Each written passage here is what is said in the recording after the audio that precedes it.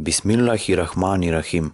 Вие ја слушате книгата Светска криза и патот до мирот. Ова е збирка на говори и писма од Хазрети Мирза Масрор Ахмад, имам и поглавар на Ахмадија муслиманскиот джемаат, петтиот наследник на ветениот Месија. Писма до светските водачи. वो पाक मुहम्मद है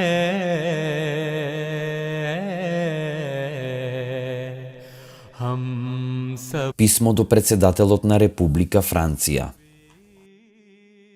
До председателот на Република Франција, неговата екселенција Франсоа Оланд, Елисејска палата, Париз, Франција, 16 мај 2012 година. Почитуван господине председател, пред се сакам да ја искористам оваа прилика и да ви честитам што сте избрани за нов председател на Франција. Ова сигурно е голема одговорност која ви е доверена и оттаму се надевам дека народот на Франција и на вистина и на целиот свет ќе има корист од вашето владење. Во светлината на состојбата на нештата во светот, кој нагло се менува, јас неодамна напишав писмо до вашиот предходник, председателот Николас Саркози. Во писмото го подсетив председателот Саркози на неговите одговорности како светски водач да ја помага правдата и од него побарав да ја употреби сета своја моќ и влијание да спречи избивање на светска војна. Како ново избран председател на Франција, сметав дека е неопходно и вам исто така да ви пишувам со иста порака, бидејќи вие сега имате овластувања да донесувате одлуки кои ќе влијаат на вашата нација и на светот воопшто. Верувам дека светските влади длабоко треба да се загрижат над сегашните околности во светот. Неправдата и непријателството помеѓу нациите се закануваат да ескалираат во глобален судир. Во текот на минатиот век се водеа две светски војни. По првата светска војна основана е Лигата на народите. Меѓутоа правдата не била исполнета и како последица на тоа дошло до Втората светска војна, која кулминацијата ја достигнала со употребата на атомска бомба. Како последица на тоа, основани се Обединетите нации за заштита на човековите права и за одржување на глобалниот мир. Се размислувало за средства за избегнување војна, но сепак денес гледаме дека веќе се положени темелите за Трета светска војна. Многу земји и големи и мали имаат атомски бомби. Она што е загрижувачко е дека одредени нуклеарни сили се неодговорни и неупатени во разрунувачката моќ на таквото оружје. Ако нуклеарното оружје биде употребено, последиците веднаш ќе се покажат и тој ден ќе изгледа како крајот на светот. Оружјата кои денес се на располагање толку се разурнувачки што ќе доведат до тоа генерации и генерации да се раѓаат со сериозни генетски и физички недостатоци. Велат дека во Јапонија, земја која го почувствувала разурнувачкото пустошење на атомската бомба, иако поминале 70 години, дејството на атомските бомби и понатаму се одразува на новороденчињата. Според тоа, моето понизно барање кон вас е што повеќе да се борите да го отстраните непријателството и недовербата меѓу муслиманскиот и немуслиманскиот свет. Поединечни европски земји прилично се резервирани во поглед на учењето и традицијата на исламот и ставаат забрани на нив, додека другите размислуваат како и тие тоа да го направат.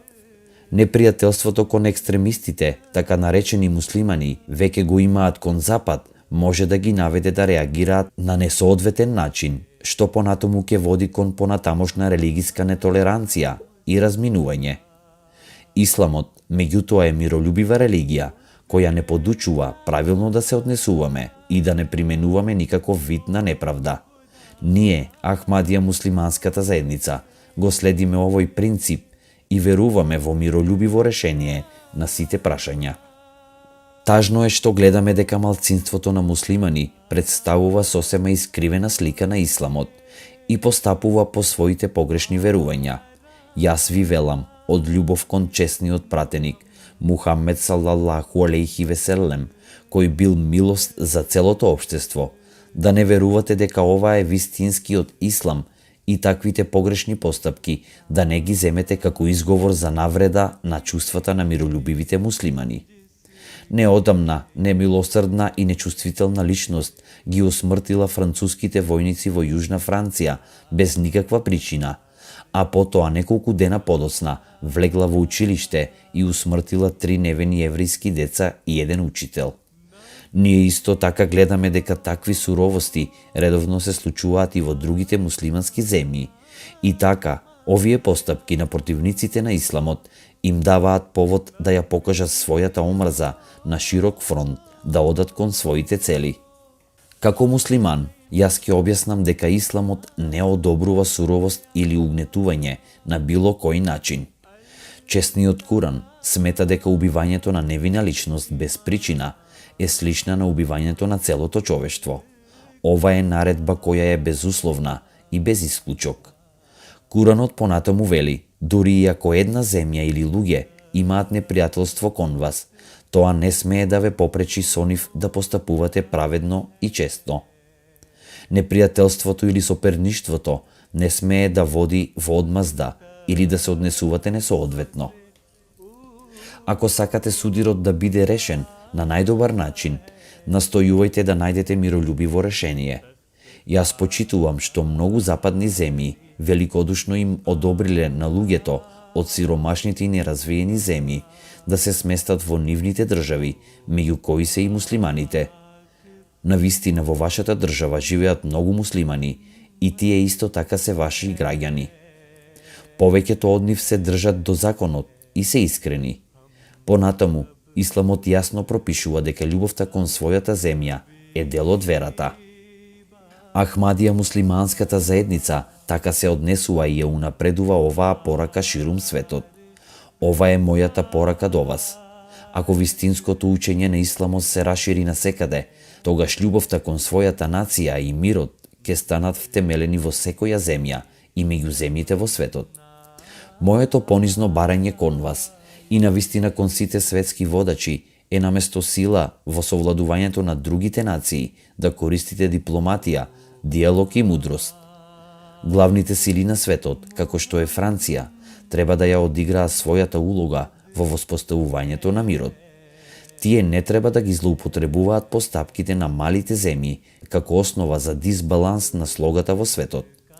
Според тоа, јас повторно ве подсетувам да се борите колку што можете за да ги сопрете поголемите и помалите сили да не одат во Трета светска војна.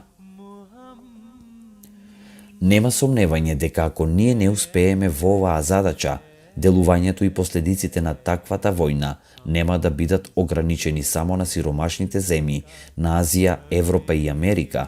Всушност, нашите идни генерации ќе мораат да се борат со страшните последици на нашите постапки и секаде во светот децата ќе се раѓаат со недостатоци.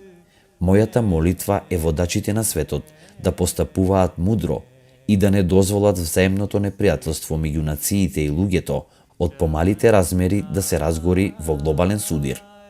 Нека возвишениот Бог ве благослови и сите светски водачи да ја разберете оваа порака.